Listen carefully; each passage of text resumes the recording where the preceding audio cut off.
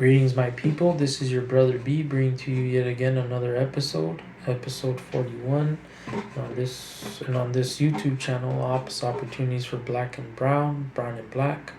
On episode 41, I'll be talking about cartel members.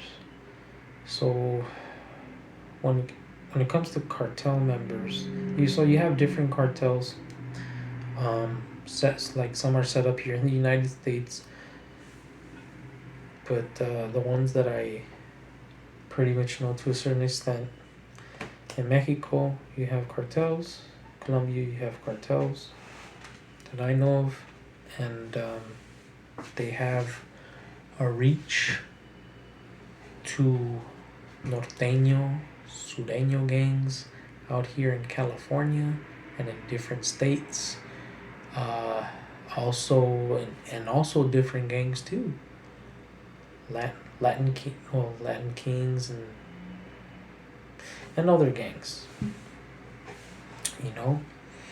And when it comes to the lifestyle as far as a cartel member, so in Mexico, I don't want to say unfortunately, but now it's so divided. There's a lot more cartels now that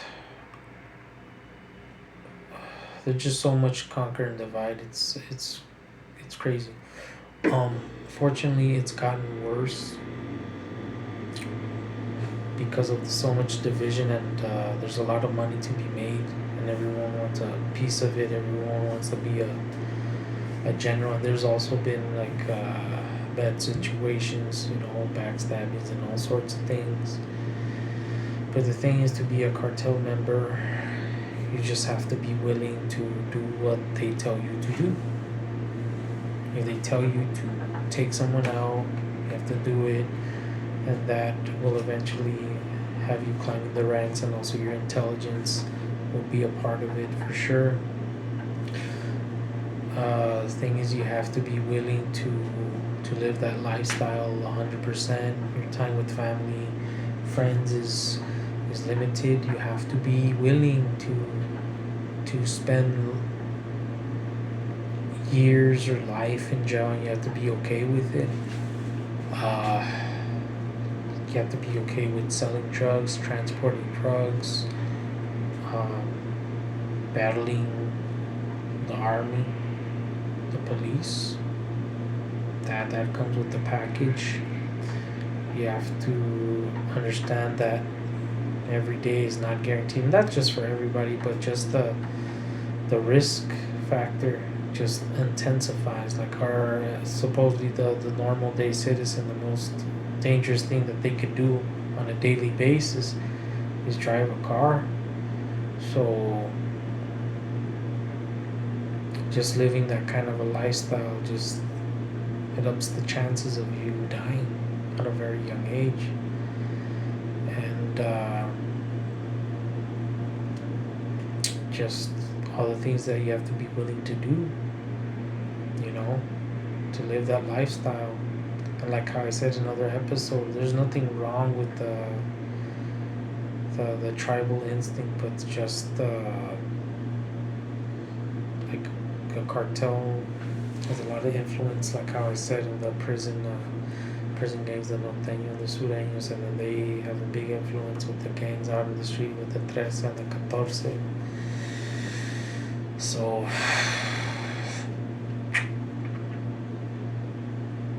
when it gets to the level of the cartel, it's really about, like, drugs have always existed, but the thing is, like, their main focus is drugs. And there has been certain cartels, certain people that have helped out the community. Like, I know certain places in Mexico, I can't get into the details, where if it wasn't for the cartel money, there wouldn't be paved roads, buses, the church, the school, etc. Unfortunately, the job the government should be doing, in a lot of the instances in Mexico, I've seen it where cartel members have helped out when it comes to the struggles of the people. But the reason why that cartel lifestyle is from the sicario to the halcón to el dealer, all the different levels in that, like how it is in a gang. All of that lifestyle gets normalized and it starts becoming very attractive because the government is failing the people. And there's a lot of money to be made, but the thing is, people get distracted by media, different entertainment level, and instead of focusing, hey, why are like the money the government has, where is it going to? Why are the wages terrible? So if you have bad wages and a corrupt government, and the only light to good money is a lifestyle, and the lifestyle gets normalized through soap operas, these novelas, the narco corridos, where I've noticed in the last 15 years they have accelerated, like where it's graphic, talking about the beheadings and all that shit.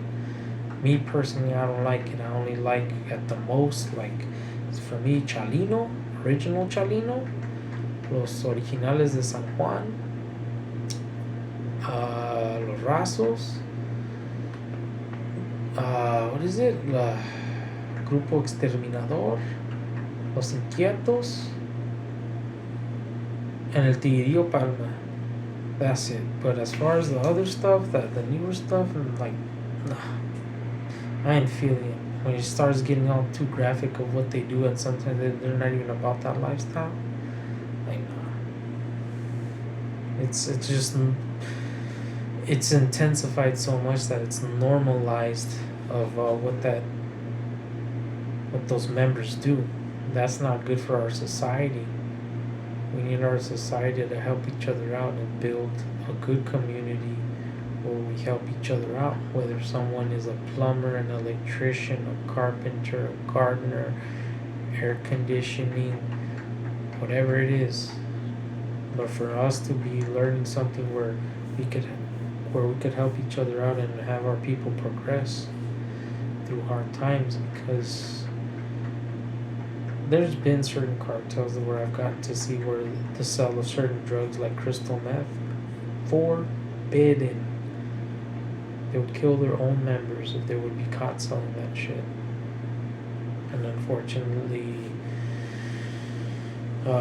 you have other cartels where they're willing to extort. Well, that's another thing you have to be willing to do. You have to willing to extort, kidnap your own people.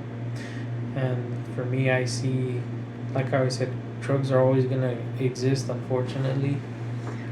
And I'd rather have cartels be behind that than the government, to be honest. Because like how I said, just based on what I've seen, there's certain parts of Mexico that the cartel money has helped out certain areas instead of the government doing like the paving of the roads, building of schools, and etc.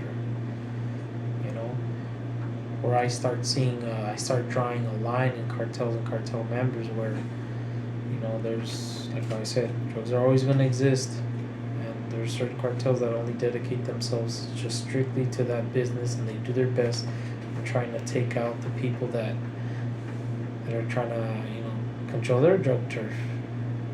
They try to keep it, people that are not affiliated with that lifestyle out of it. And there's other cartels that are willing to sell crystal and all sorts of shit, extort the people, kidnap people, install fear in the area. And to me, that is just, it's just no good, and I really hope that at one point that would change to a certain extent. It's gonna be very hard to stop. Since the Egyptians, there's always been drugs. The thing is,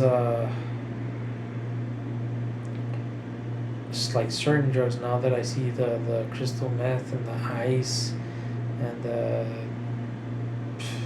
the other crap that's out there, the pharmaceuticals and all that. I just really hope our people would just be.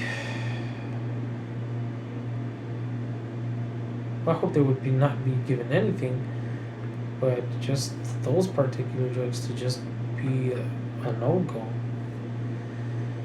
You know, and like I said, I got to see it in Mexico where a certain, I'm not gonna say which one, a certain cartel would not be okay with the people consuming crystal.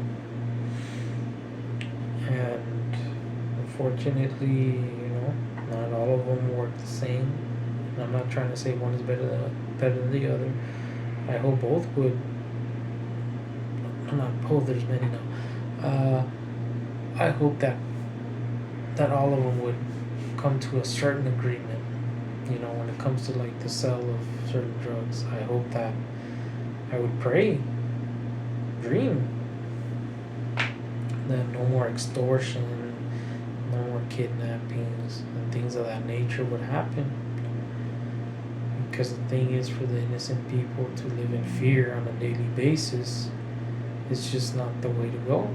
Like how I said before in other episodes, just the cycle of karma keeps on going. This circle of violence, as you notice, it just keeps on going. You know? And there is justified violence, but as far as like when it comes to that lifestyle, it's just tough to justify. You know, the murders. I know certain cartels do their best to just keep the violence, the murders between themselves, but you know, there's been innocent bystanders. But yeah, like as far as a cartel member, that's the lifestyle, that's the package that comes with it. I just really hope that at one point cartel would have a mutual understanding of just keeping it strictly business and not messing with the people. Because you know, if a person doesn't have nothing to do with that kind of a lifestyle, and for them to end up handicapped, dead, or you know, it's not good. And we just need to be more keep our people more aware of what that lifestyle comes with, you know, and the purpose of why these novellas are starting to come out more and more, normalizing that lifestyle, almost like glorifying it. And it's not nothing to glorify. I respect it, but it's nothing that I would glorify personally. So that's what I have to say about this episode. And on the next episode, I'll be talking about drug dealers. So thank you for your time, and I'll see you guys on the next one.